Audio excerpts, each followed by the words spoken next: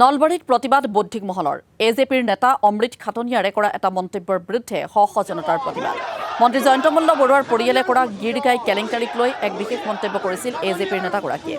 মন্ত্ৰী জয়ন্ত মল্ল বৰুৱাৰ দুৰ্নীতিৰ কথা ক'বলৈ গৈ সমগ্ৰ নলবাৰীক লৈ কটু মন্তব্য কৰাৰ অভিযোগ প্ৰতিবাদী জনতাৰ। নলবাৰীৰ কবি সাহিত্যিক সমাজে অনুষ্ঠিত কৰিলে প্ৰতিবাদী সভা।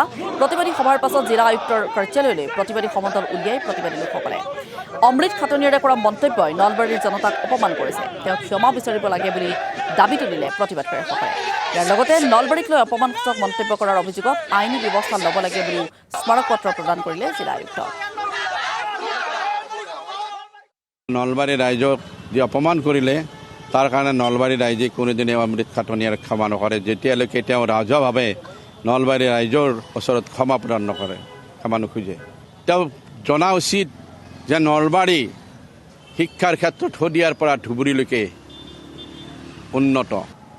নৰকাসুৰ প্ৰথম চিনেমাত অভিনয় কৰিছিল আমাৰ নলবাৰীৰে প্ৰিয়বক্স আলী ডাঙৰীয়াই। নলবাৰীত 3খনকৈ ভ্ৰাম্যমাণ থিয়েটাৰৰ জন্ম, য'ত নেকি হাজাৰৰ ওপৰত সংস্থান দিয়া নলবাৰী।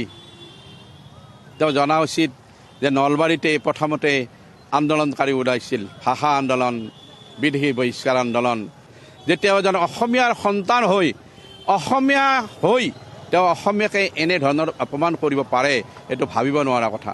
নলবাৰীৰ ঐতিহ্যপূৰ্ণ সাহিত্য সংস্কৃতিৰ পৰম্পৰা আপুনি চাওক, নলবাৰীৰ ঢুলীয়া চাওক, নলবাৰীৰ নাগাৰা নাম চাওক, নলবাৰীৰ ওজাপালি চাওক। এই বিভিন্ন ক্ষেত্ৰত সমৃদ্ধ নলবাৰীৰ জনজীৱনক প্ৰত্যক্ষ কৰিবৰ কাৰণে আপুনি আহক, কিন্তু আপুনি মিছাতে এটা তুচ্ছ-তাচ্ছিল্যসূচক নলবাৰীক মন্তব্য কৰি নলবাৰীৰ স্বাভিমানক যে আপুনি আঘাত কৰিছে, তাৰ বাবে আপুনি নিশ্চিতভাৱে নলবাৰীবাসীৰ ওচৰত ক্ষমা বিচাৰিবই লাগিব। আৰু এই যিবিলাক কটু মন্তব্য কৰি তুচ্ছ-তাচ্ছিল্য কৰি নলবাৰীৰ মানুহক তেওঁ লজ্জিত কৰিছে। আৰু খাটনিয়া দেৱক মই এটা অনুৰোধ কৰিছোঁ, তেখেতে আমাৰ নলবাৰীৰ বুৰঞ্জীখন আৰু পুনৰবাৰ অধ্যয়ন কৰক আৰু নলবাৰীৰ বিষয়ে তেখেতে বিতংকৈ আৰু নতুনকৈ জানক। জানি পেলাই তেখেতে পুনৰ মন্তব্য দিয়ক নলবাৰীৰ বিষয়ে।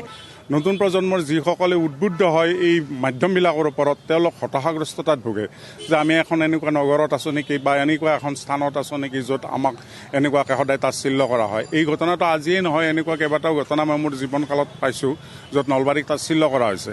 তো এইটো সুযোগত অসমৰ কোনো স্থানক তাচ্ছিল্য কৰা নাযায়।